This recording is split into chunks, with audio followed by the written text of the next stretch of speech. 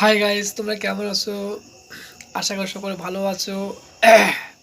অনেকদিন পর একটা মিনি ব্লগ তোমাদের সামনে হাজির করছি। অনেকদিন ধরে ভাবছিলাম যে একটা ব্লগ দিই। যাকে আবারও একটা ব্লগ দিচ্ছি।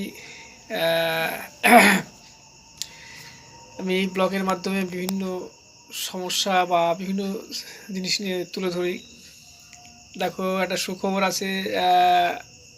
অনেকদিন ধরে তো ইরাক আর হচ্ছে, হ্যাঁ, ইরান আর হচ্ছে আমেরিকা এবং ইসরায়েলের মধ্যে যুদ্ধ হচ্ছিল। সেটা আবার ট্রাম্প থামিয়ে দিয়েছে।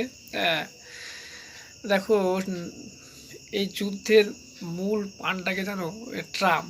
ট্রাম্প খানকির ছেলে এত বদমাইশ না, কি বলবো। দেখো, এর জন্য কিন্তু এখন সারা বিশ্ব কিন্তু মানে ভুগছিল গ্যাসের সমস্যায়।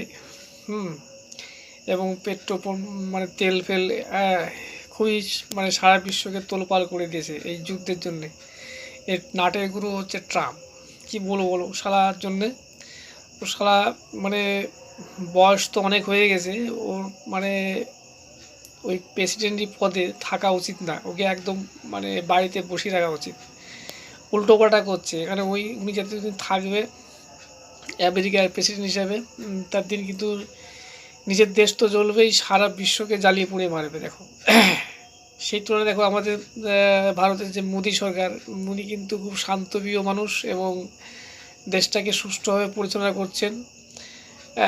কোনো রকম কোনো অসুবিধা নেই।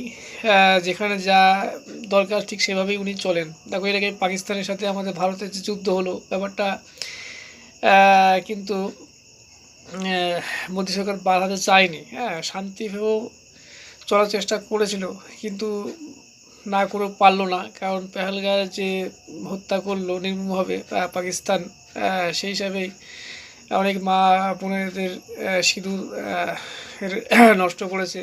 সেই জবাব কিন্তু আমাদের মোদী সরকার নিয়েছে।